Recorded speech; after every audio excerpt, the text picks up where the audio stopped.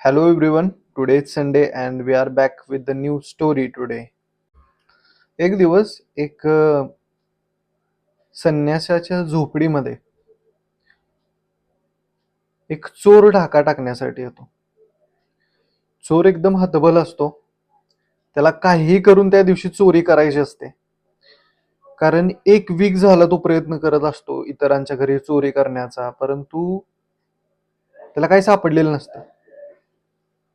So Andheri रात्र असते, पाऊस पडत असतो आणि तो त्या झोपडीच्या समोर येतो. रात्रीच्या आसपास 12:30-1 वाजलेले असतात. तो दारावरती ठोठावतो. संन्यासी उठतो आणि विचार करतो की एवढ्या रात्री कोण आले. संन्यासी जातो,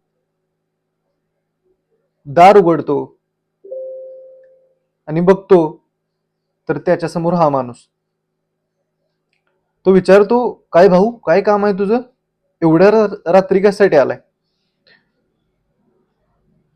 तर पाऊस जसा पडत असतो त्यामुळे तो आत येतो आणि त्या योग्याला, त्या संन्यासाला तो म्हणतो की मी तुमच्या घरी चोरी करायला आलोय. मला तुमच्याकडे जे काय असतील ते पैसे द्या. आता योगी, तो संन्यासी माणूस, त्याच्या घरी थोडी तुम्हाला संपत्ती सापडणार आहे किंवा खजाना सापडणार आहे, दागिने थोडे असणार आहेत किंवा बंडल त्याच्या घरात थोडी तिजोरीमध्ये लपवून ठेवलेले असणार.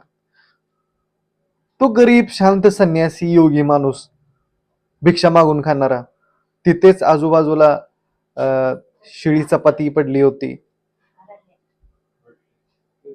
4-5 रुपये पडलेले होते.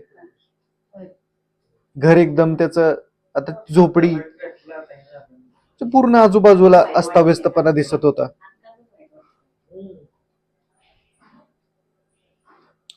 आता त्या चोऱ्याला काहीतरी द्यायला लागणार होतं, अदरवाईज तो येताना सुरा घेऊन आला होता. आणि तुम्हाला माहित आहे की चोर इतके मेंटली रिटार्डेड असतात की त्यांना जर चोरीमध्ये काय भेटलं नाही तर आजकाल ते खून सुद्धा करतात. आधीचे चोर असं करत नव्हते.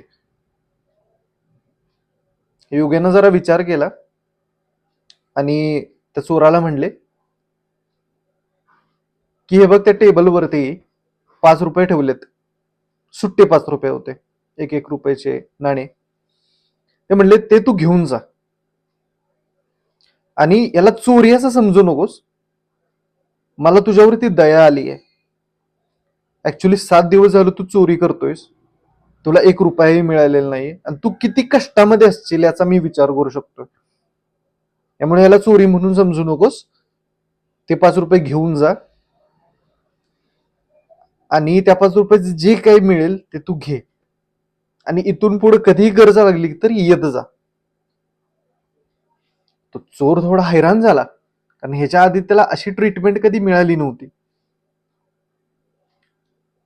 तो 5 रुपये घेऊन निघायला लागतो. पाऊस बाहेर चालूच असतो, पण त्यात एक योगी तो हाक मारतो त्याला आणि बोलतो. तेवढ्यात तो योगी हाक त्याला मारतो आणि त्याला सांगतो की एक रुपया तर ठेवून जा, मला उद्या काही माझा किरकोळ खर्च असेल तर त्याला लागून जाईल.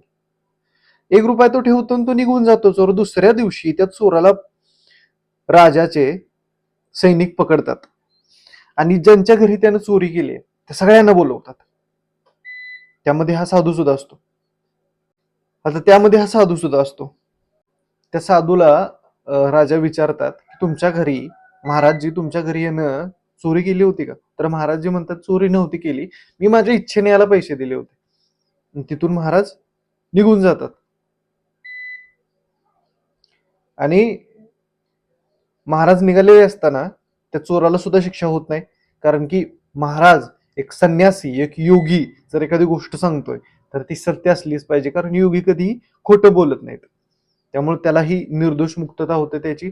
आणि तो त्या जाऊन महाराजांच्या पाया पडतो की तो म्हणतो की महाराज, तुम्ही एवढी तुमची दया माझ्यावरती कशी काय दाखवली.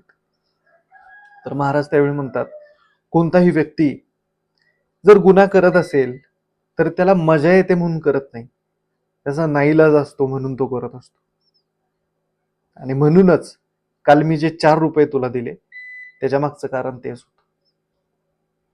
मित्रांनो, दुसऱ्याच्याही थोड्या भावना जर आपल्याला समजता आल्या तर खूप हे जग सुंदर बनून जाईल.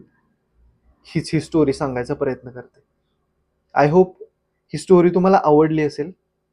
आवडली तर व्हिडिओला नक्कीच लाईक करा. Thank you so much.